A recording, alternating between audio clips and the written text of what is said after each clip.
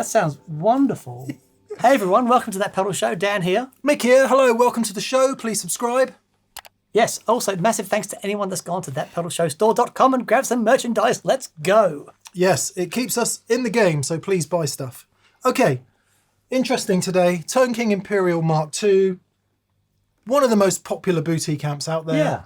The people who have them love them. Yeah, it's very cool. We love it. Yeah, great attenuator. Sounds fabulous. Sounds really fabulous. And they've done the Imperial Preamp pedal, which is interesting. It has 3 vacuum tubes in it. Right.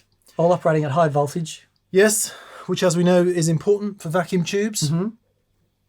And it has a bunch of really, really good functionality in it, which we'll go through in the show. But basically, the point of the show today is we want to hear this going into full range flat response. Mm-hmm. Because it has dual XLR outs, it's being pitched as a kind of great solution for an ampless rig if you want to go that way without using digital modeling or going for some other kind of preamp. So that's job number 1. What does it sound like next to the actual Imperial amp, but just feeding full range flat response? Yes. That's job number 1. Job number 2 will be, we will then invoke some of the more interesting features which will involve running it into the effects loop return of a bigger amp as an extra channel, 2 extra channels for the bigger amp. And we'll start to get into some of the fun with the stereo effects returns. Yeah. And also, if we can figure out the cabling, we're going to compare it a little bit to the Kingsley Juggler, not because they're the same thing, but because people always ask us, what's your favorite valve preamps? Yes. And it's always Kingsley. So we just want to get a feel for where they are. sit. Yes, yeah, indeed. And a bog standard Tube Screamer TS10 in the front, just to see what a pedal in the front will do. For your information, the Source Audio Collider, which is a reverb and delay, is patched into the Imperial Preamp's own effects loop, the point of which will become clear in a while. Fair to say, it's been a bit confusing so far. It has been a tad. There is a manual. It's very pretty. It does explain everything. And if you weren't a couple of half-wits, you'd probably get there a bit quicker than me and Dan. But yeah, you've got a bunch of dual functions, not all of which have status LEDs. So sometimes it's kind of hard work to know what's on and what's not on. We'll get into that as we go. Let's go. Let's. Okay. The sound we heard at the start was the amp. Yes. All right. So I'll give you a quick go of that again. So this is just the guitar straight into the amp. None of the pedals are on. Nope, nothing's on. That's not on. I'm going to turn it off because again, it's not always clear whether the effects loop is on and off. Okay. On or off in the Imperial. So I'm just going to turn all the pedals off, and we'll go for that bridge pickup sound. Yep. Rhythm channel. Yes, rhythm channel. It's at about 9 o'clock on the volume, and the treble and bass are sort of 2 o'clock ish.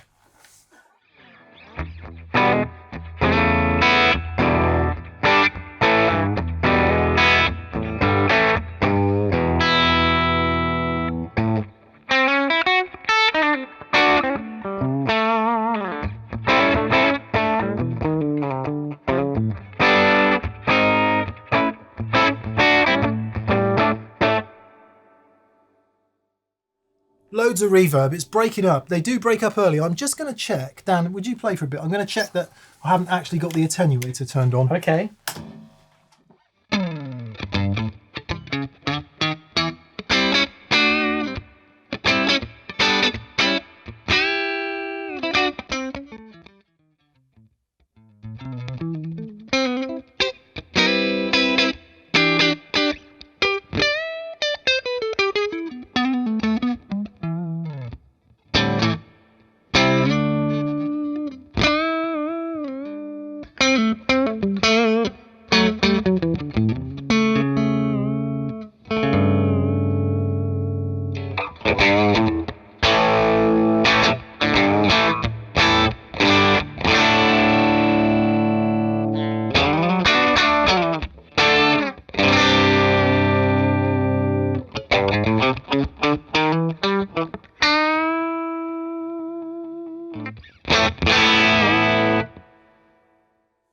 Freaking great. I've turned it up to 5. Okay.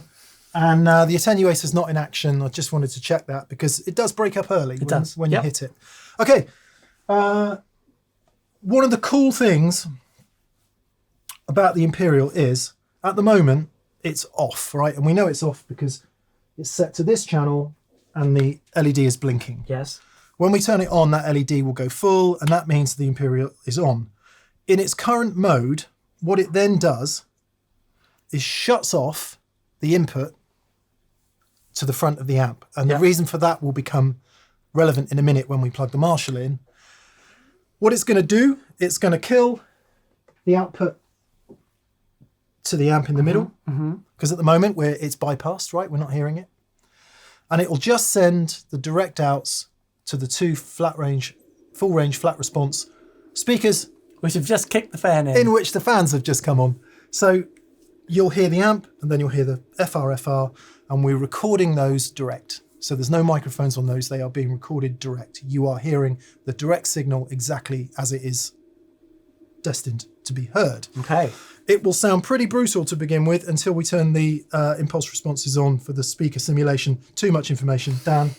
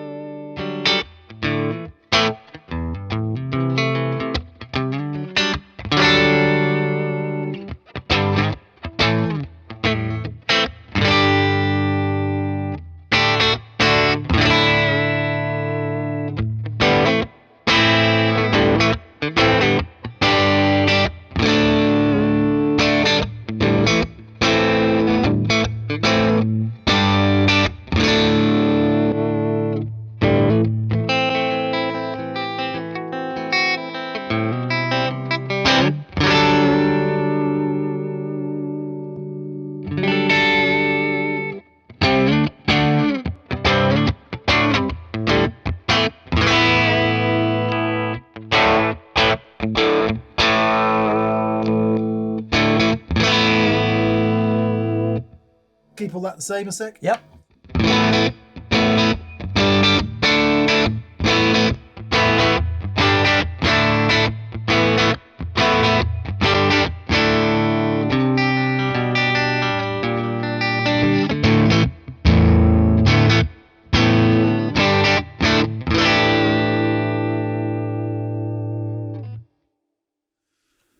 Super interesting. As we know, this is the, if you want to fast forward, this is the bit where me and Dan moan about full range flat response speakers because they just sound awful on guitar sounds.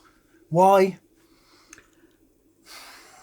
The speaker is such an integral part of the guitar sound, and what you're trying to do with a full range speaker is you're trying to emulate that before the character of the speaker. You need to emulate that before it hits the full range thing. And it's very hard to do.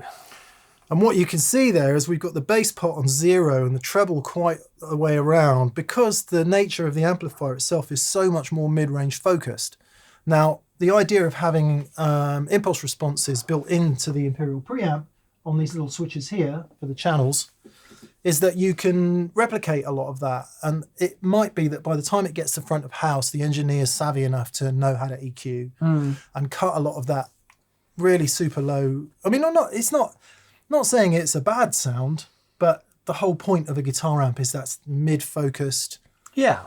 And this one particularly is that. What is nice about the full range flat response is we've got access to considerably more headroom now. Yeah, okay. So we can get cleaner, louder. Yes, that's nice. As you can see, to try and replicate a similar sort of breakup, I've cranked the volume a bit. And each of the channels has its own, they call it a 0-watt attenuator. Okay. So it just means you can crank the channel volume and get a bit more overdrive going. Right. I guess it's like almost like a pseudo phase inverter, for want of a better. Okay. So you're just slamming it a bit harder. Sure. So yeah, I don't know what you're going to be hearing. I won't do any post EQ, or maybe I will, and if I do, I'll say in the sections where I'm doing the post EQ, so you can hear the kind of thing that a sound engineer might do for front of house. But in the room, it is radically different. Radically different. What I'd love to do, just quickly, if you would grab a Strat, and I just want to hear the TS into that, and then the TS into that, because part of the thing for me is how these things handle pedals into them. We'll do that, and then we'll hear a bit of the overdrive channel, and then we'll make it more interesting and bring a Marshall in. Yeah, okay.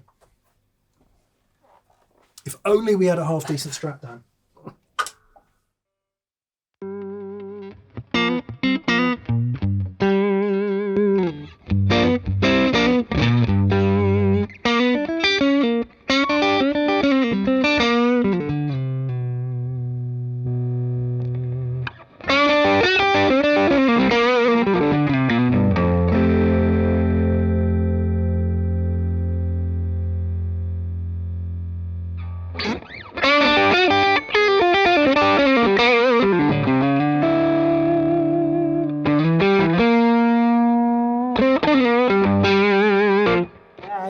Yeah. Okay.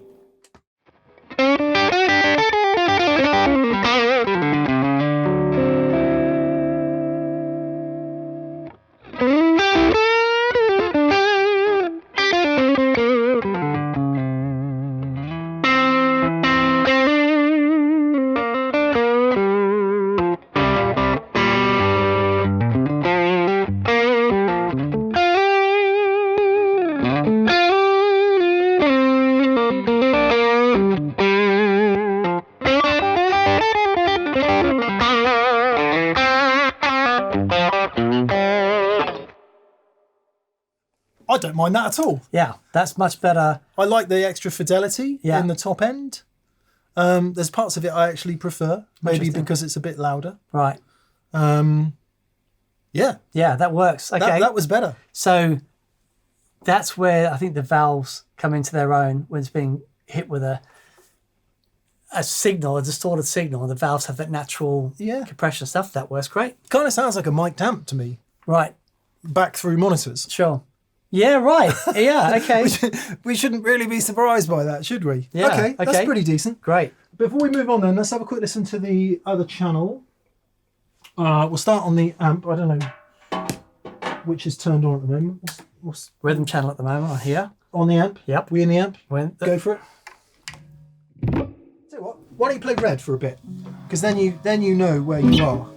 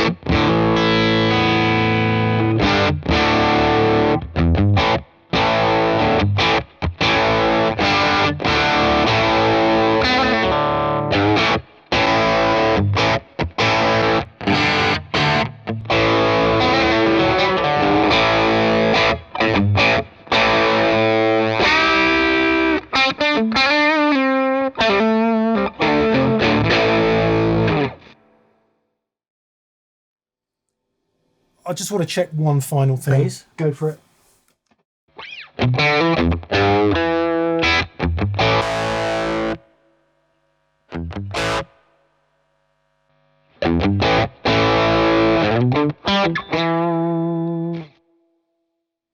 The final thing I wanted to check is that we did actually have the IRs turned on, because the amount of bottom end, I mean, it just needs radical EQ. Yeah. If you're going to go into something like these, which are full range flat response PA speakers, they're just set flat, right? So they're EV EKX 12s, I think, 1500 watts each or 1200 watts each. Mm-hmm.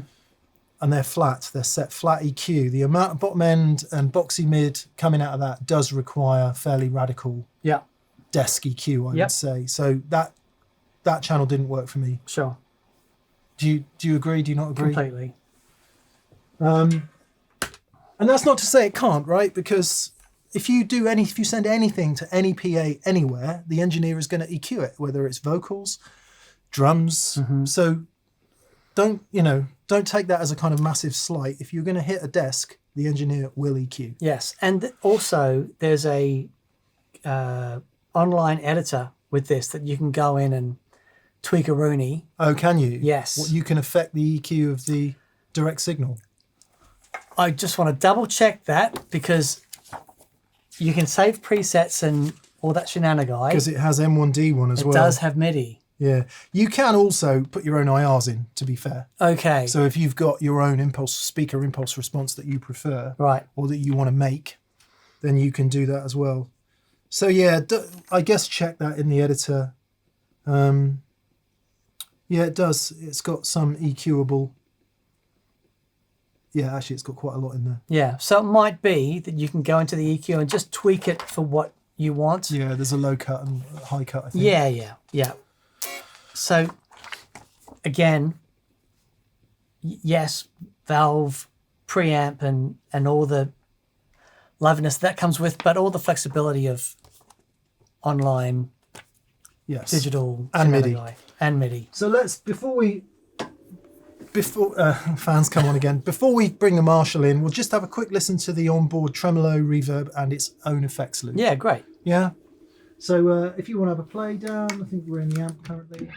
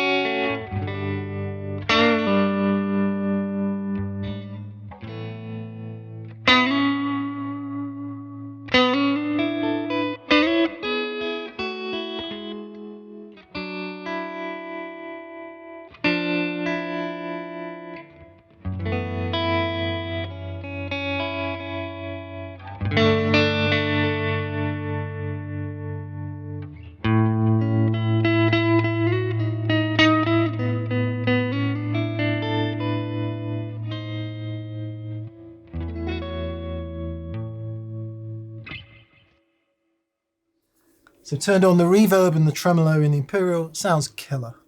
Beautiful. Sounds absolutely killer. Yep. I think. It does that clean thing that I like. Yeah. Beautiful. And Really then turned lovely. on the collider, which is in the effects loop of the Imperial. If we just to turn the tremolo off, you hit it like that. Yep. To turn the reverb off, you do that. So you hear the delay, and that is because this is in the effects loop of this. Yeah, and the stereo effects loop, so you hear that left and right. So we could add huge reverb to that.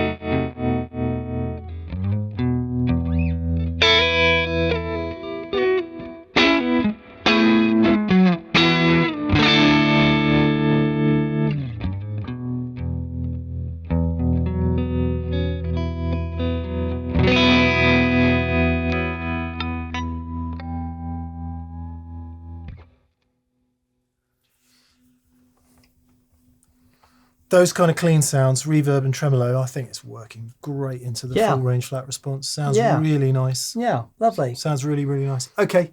Does it sound like the amp? Not really. No. When you've got it through FRFR, it can't. I mean, you could EQ it till the cows come home and get it close. But not really. No. Let's make things more interesting. Back in the room. What we've done then is we've changed the game now. So before we were asking, can the Imperial replace your amp? Now we're asking, what can it do when you add it to your amp? Yeah, nice. Quite clever, the switching, and should give props also to the Victory V4 series of preamps that do the same thing. This can get really confusing really quickly, but when you look at the Imperial, if that status LED is flashing, it's not on. Or at least the preamp part of it isn't on. Yes. Because the reverb and tremolo and the effects loop still is. Correct. Which is really cool. Now, what it means is, via a sort of convoluted version of the 4-cable method, if you don't know what that is, Google it. At the moment, if Dan plays, you're hearing this guitar into that Marshall.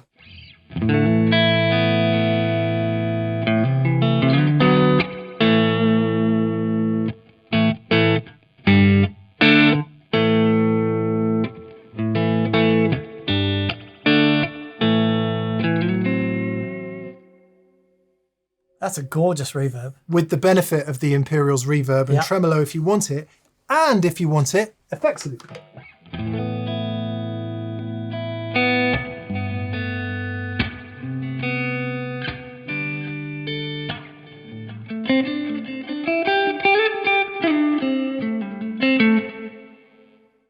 Not sure what's happening to this delay, Daniel. I'll put it on a preset.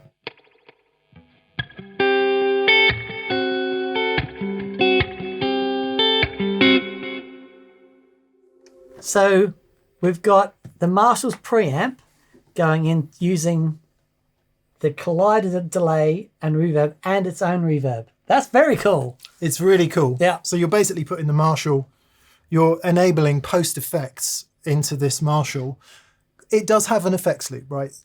So your amp does have need to have an effects loop if you want to use it in this way. However, now what happens is if we turn the Imperial preamp on by hitting the bypass switch, it kills the signal to the front of the amp and it sends the signal only to the effects loop return. Yes. So now we're using the Marshall's power section as a power section. And for those of you watching in black and white, what that means is we can now add 2 channels to this Marshall. Yeah. So, Gagne, Dan.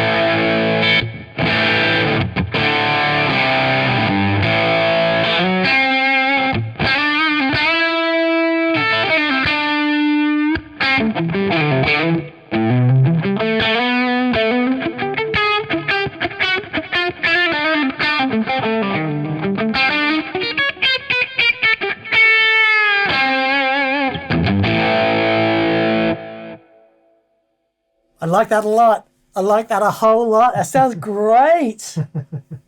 So effectively, we've now got a 3-channel amplifier. yeah, but also done in a really intelligent way, because how does that differ between putting pedals into the front of the amp? It differs because now we're hitting the effects loop return with the Imperial Pre, but we're hearing the Marshall unsullied when the Imperial is turned off, in terms of preamp anyway. Yeah. I think that's really cool. I dig it.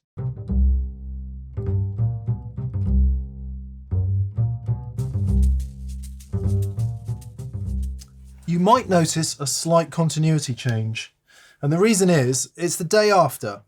We had VCQ, our Viewers Comments and Questions show, to do on a Monday evening, and we were just running out of time a bit. And we stumbled into a little bit of a problem. So this part of the video is about just using it as a preamp. As a preamp, going into a power amp. Exactly. Yeah. So the problem we stumbled into is because of the Imperial's very, very clever signal routing and the way it does the sort of pseudo 4-cable method to enable you to switch between the front end of your amp or just hitting the effects loop return, there was no way that we could compare the Juggler and the Imperial without one running into the other. And we weren't comparing. Like for like. Yes. Yes. I was going to say eggs with eggs. Is that the right phrase? I don't know. So what we've done now, what Dan's done now is both the Imperial and the Juggler, everything is in its own separate loop on this true bypass loop switcher here. And the output of that is feeding straight into the effects loop return of this 50-watt Marshall. You'll notice there's nothing plugged into the front because we're just hitting the power section. So all we're interested in now is hearing the actual tube preamp section. Mm-hmm. We're not using any direct out, so there's no IRs in play. We may invoke the tremolo and the reverb in the Imperial because that will be active. Mm-hmm. But we've also got a completely separate reverb and delay so that we can really compare like for like. And it's not about, they're not designed to be the same thing, right? The Juggler is kind of dumbly voiced. Yeah. And as we know, the Imperial is black panel Fender and Tweed Fender. Right. And when you push it harder into sort of 60s Brit Marshall kind of sounds.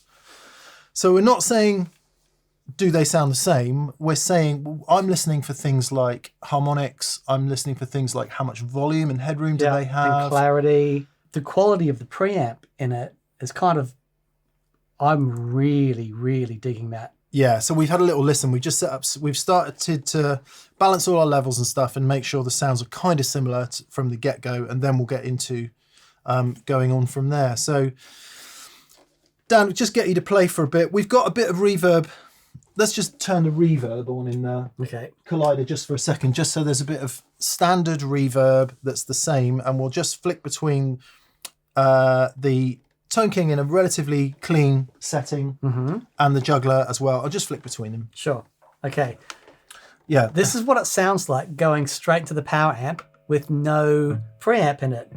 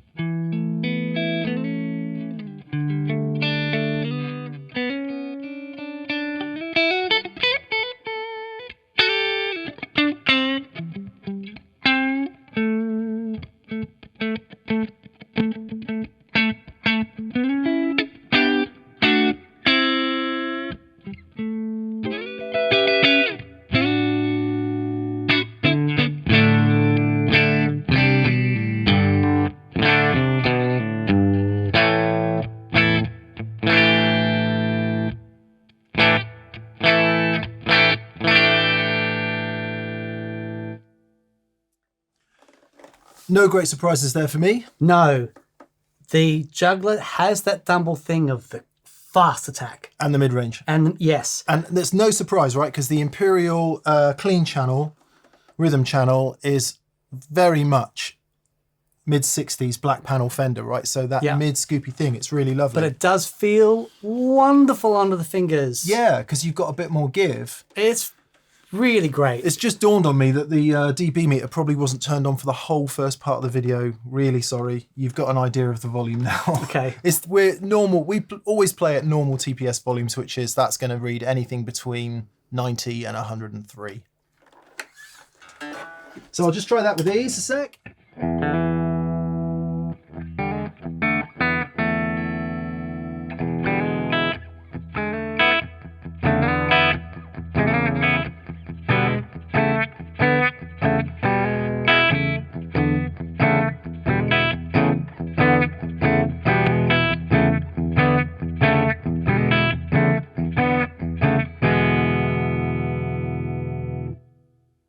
So even just in these settings, a little bit more extended bottom end. I mean, I'm sure we could dial more into the Juggler, but a little bit more extended bottom end, which has given the impression of less bite in the mids. Sure. Very nice. One thing I really, really love about the Imperial is in this environment, we're into the power amp, you really get a feel for the sort of headroom characteristics of it. Yes. And that attenuation Is magic. on the left is sort of like a master volume. Yeah. Yes. So you can dial in extra gain in the front and use that as a master volume at the back. But it's really fabulous. So we can actually get some fairly decent overdrive going in the rhythm channel, right?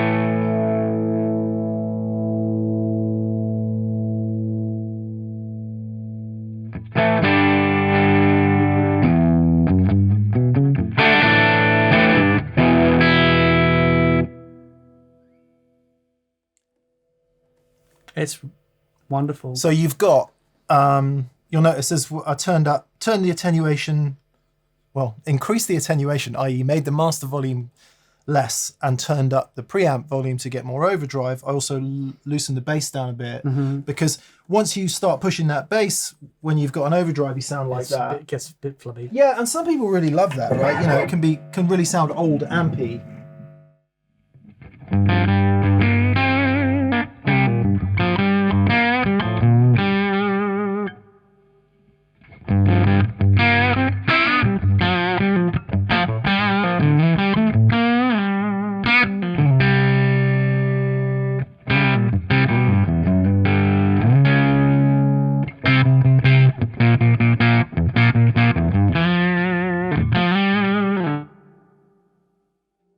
Sort of simulating what a small amp would do when you really crank it. Just quickly compare that to a bit more overdrive in this channel of the Juggler. I mean, it's not really designed to do this, but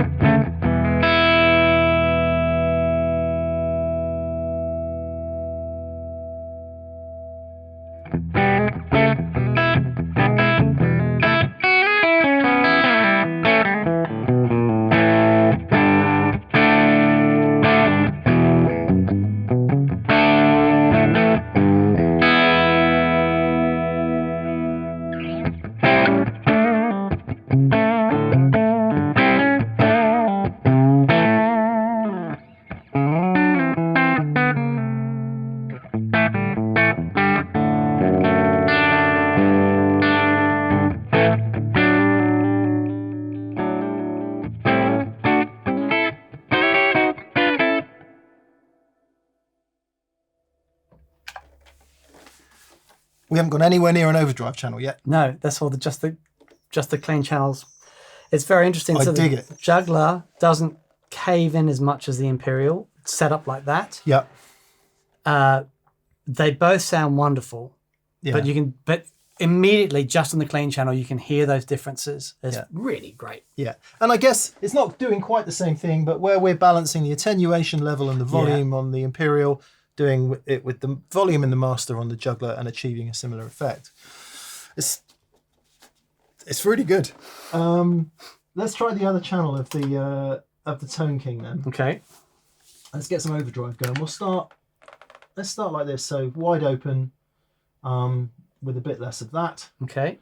Channel. That's it.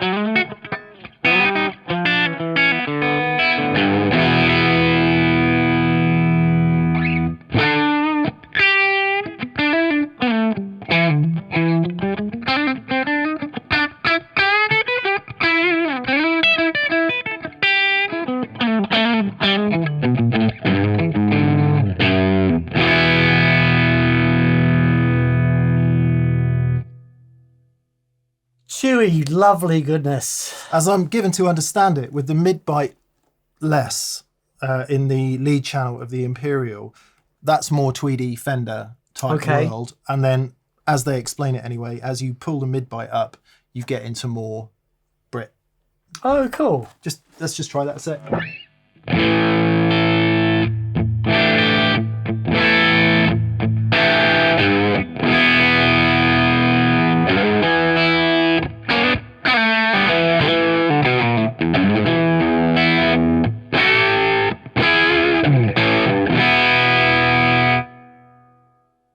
Sounds really, really, really ampy. Yep. Doesn't it? It's fantastic. Really, really ampy. Okay, well, again, we're not trying to say that the two things sound similar. It's purely for context, because whenever we do a guitar preamp, someone always says, how does it compare to your favourite Kingsley? Yeah. So, come on then, we'll go to this channel of the Kingsley and see what we're dealing with here.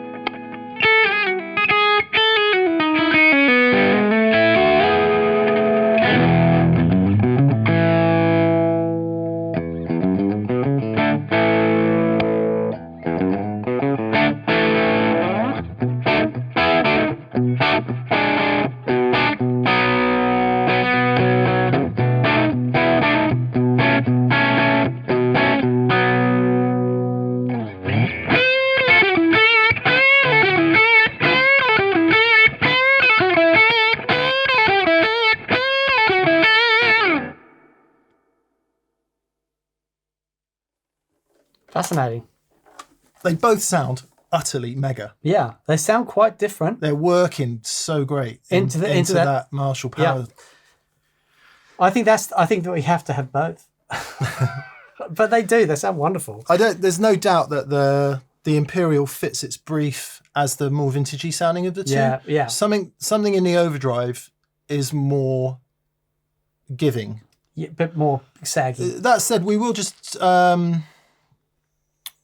turn the attenuation back up to full in a minute, and remember that we are squashing a bit here. So in that sense, it is going to sound a bit more vintagey compressed. But I guess if we do that, it's just going to get crazy loud. Let's see, because there is no master volume.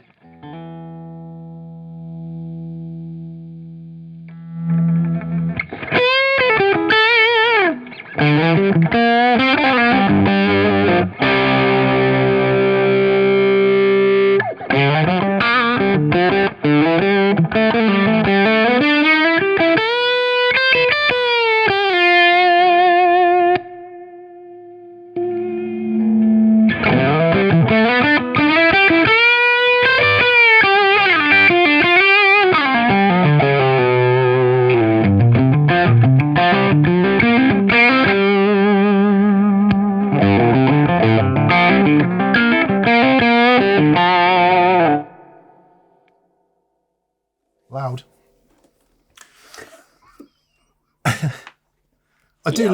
I really, really love about the Imperial. One of the concerns, one of the questions I was interested to ask about the Imperial is it loud enough? Right. Because quite often we'll play a preamp and we're like, yeah, it could do with a bit more mumbo. Yeah. It has plenty. Absolutely. It has plenty. That said, that Marshall wide open. Yeah. Power section wise. So there's not much more than that. No. Play for a sec. Just, turn me on for a sec.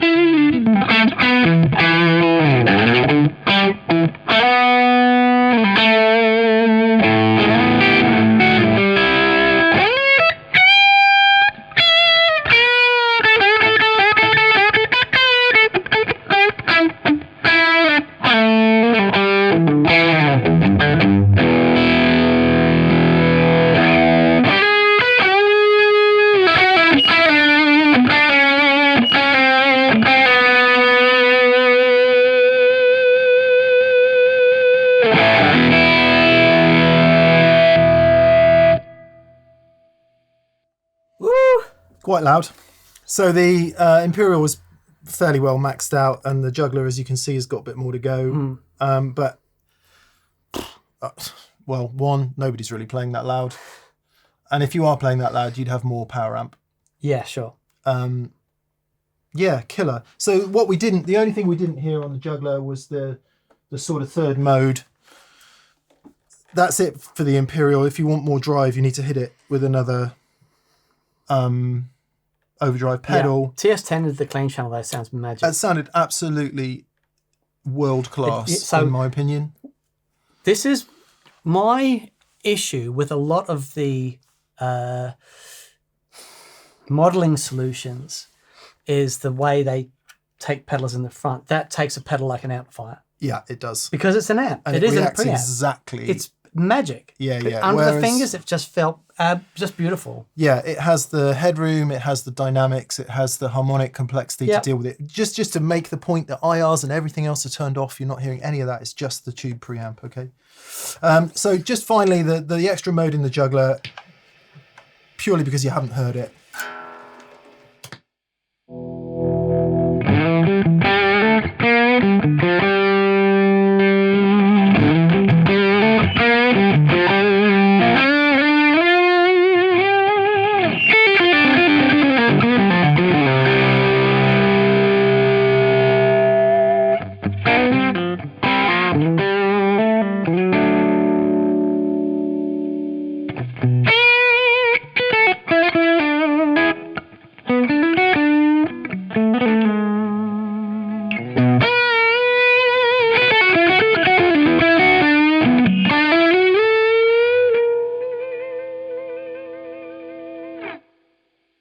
We're really pushing it.